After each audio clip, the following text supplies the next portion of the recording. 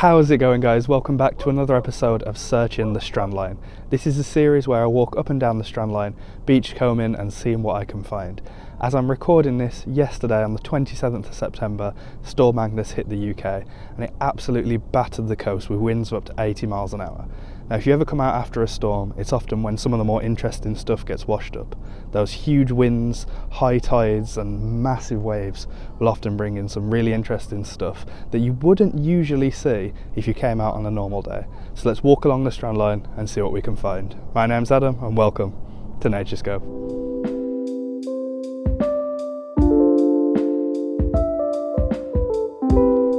So we'll start this video as I do every Searching the Strandline video and explain what exactly the Strandline is. The Strandline is the point where the last highest tide reached. So the early hours of this morning, the high tide will have reached here, and that's where it's deposited all of this seaweed. And you'll see that if you look closely, it goes in pretty much a straight line all the way along the beach. It's at the same point every single time, and this is where a lot of the really cool and interesting stuff will get washed up. And if you're ever after firewood, then this is the best place to come and get it. The Strandline will reach different points depending on how high the tide is. So this was the latest tide because all of the stuff on it is still fresh and quite wet, and you can actually see where the sand is dry versus where it's wet. And then this bit here is clearly a tide from another day where it's come up even higher. So as you can see, there's plenty of driftwood washed up in and amongst the Strandline. Now, it tends to be mainly seaweed, but like I say, a lot of really interesting stuff will get washed up in there. And the first thing I've noticed is this. Now, this is a cuttlefish bone. So we have 3 species of cephalopod in the UK, which are octopus, squid and cuttlefish. And this is the bone of a cuttlefish. It only has one rugby ball shaped bone going through its body. You'll often see these in pet shops as they're really good for birds to sharpen their beaks on. I thought we'd take a closer look at one of these cuttlefish bones. Now, these things are amazing, and considering it's just one bone that supports the whole organism and humans have got so many uses out of the bone, it's pretty incredible. So you can see sort of surrounding it, it feels almost like a seashell rather than a bone. It's sort of not very hollow, it's pretty dense. But the amazing thing about these is they're really resistant to breaking. I'm using lots of force on that on my knee and it's not breaking. So scientists have studied these really heavily because they're so lightweight but so sort of safe and not very prone to damage. In terms of human uses, we've had so many uses out of these. As I said earlier in the video, pet shops are the main one, so they're really good for birds to sharpen their beaks on. They're also really good sources of food and nutrients for tortoises. Being a bone, it's purely calcium, so it's a really good substitute for animals who perhaps don't get enough calcium in their diet, like birds and like reptiles.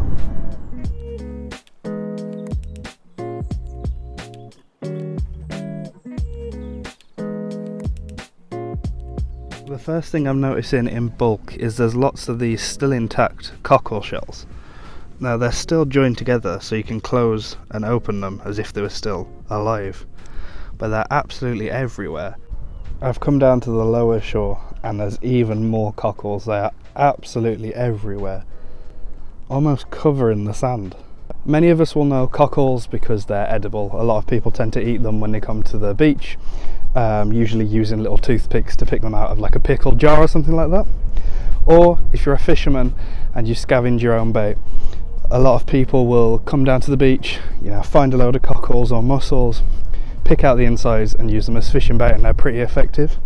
But what people perhaps don't think about is how useful cockles are environmentally. They've been a staple of like British seaside food for so long, but they're really important when they're in the water. In a quite similar way to oysters and to mussels, cockles will filter the water, so they'll take out all of the bad stuff, all of the pollutants, all of the oils, the metals, the nasty things that make the waters slightly polluted. They'll take them out. And they're a lot smaller than mussels and a lot smaller than oysters, so they won't do this as quickly. However, they're still incredibly useful, and because of how tiny they are and they all band together as you've just seen on the sand, it means they're really useful for tiny newborn fish to sort of hide in the cracks of and sort of avoid predators. So cockles aren't just a food, they're actually a really important animal in our ecosystems.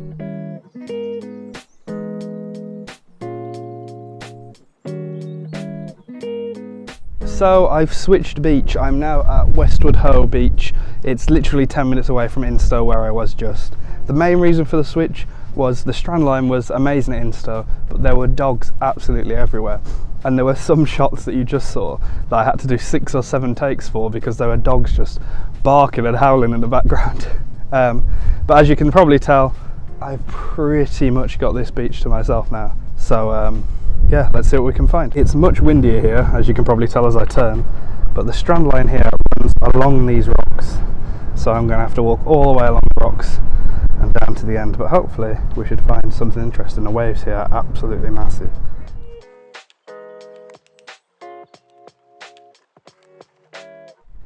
There's some absolutely huge pieces of wood here, almost trees, and you think that how far the tide goes out, it must have brought those sticks or logs all the way up here and then had to push them up that bank.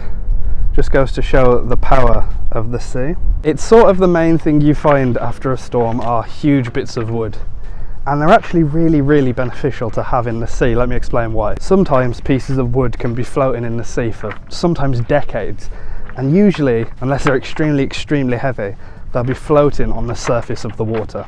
Now, if you think about the open ocean where it might be, you know, kilometers deep, these little twigs and logs and sometimes full trees are sort of markers for fish. Often things like barnacles and seaweed can attach onto these logs and start to create their own little ecosystems. And fish naturally are attracted to just things.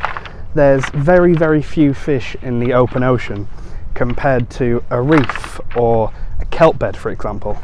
If you had 2 bits of completely identical open sea, but one had a rock in it and one didn't, you'd find that the fish would almost meet and circle the rock. It's like a reference point for them. And having these reference points floating in the middle of the sea allows fish to meet other fish, potentially of its own species, and be able to breed, but also allows predators to easily find prey. So whilst we see wood and logs washed up on the beach and think, oh, that'll be useful for a fire, when they're actually in the sea, they're incredibly useful and helpful to our marine animals. And when we talk about the power of the sea and bringing in logs, this is exactly what I mean.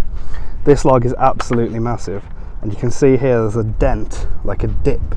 So what's happened is the sea's brought that log up the sort of ramp of stones, and just due to the force of the sea has pushed all these stones to the side and deposited that there, as well as a bunch of other little bits of twig. This is almost a sort of start your own campfire set. You could get a campfire going there, sit on the log there.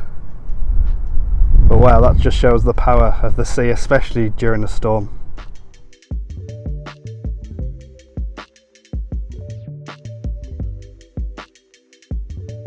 Compared to the last beach, there isn't much seaweed on this one, but I've just found this, and I've spoke about it in previous videos.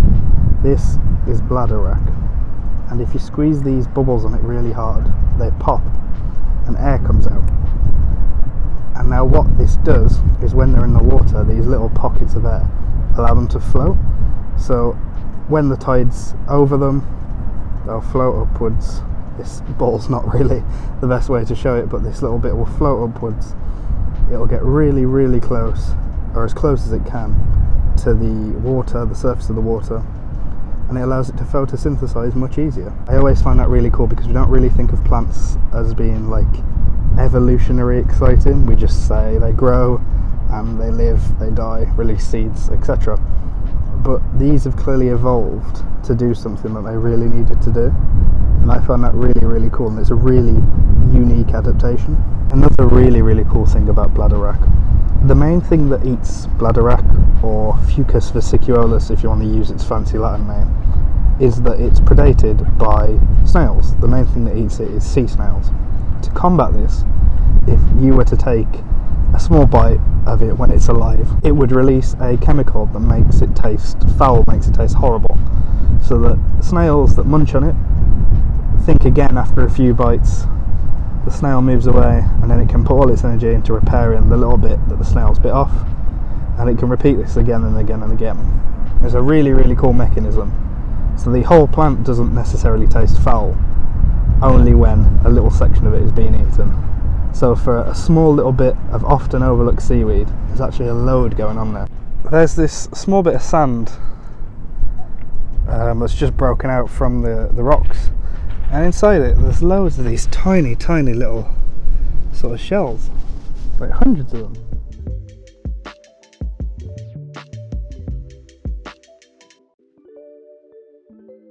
Honestly, not been as much washed up as I expected to see. I've been out before when there hasn't been a storm and found much more. I wonder if the storm was that ferocious that when it brought everything in and went out again when it was still storming, it took everything with it. We've still found some really interesting stuff, but I was hoping for a bit more.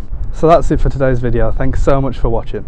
If you enjoyed the video, leave us a like, it really helps us out. Subscribe to Naturescope to not miss any more future content, and go and check out our other Searching the Strandlines. I've got one more from Devon and then a couple others from across the country. Have you been beachcombing after the storms this year? Let me know in the comments down below what the coolest thing you found is. Thanks again for watching, and I'll see you next time. Cheers.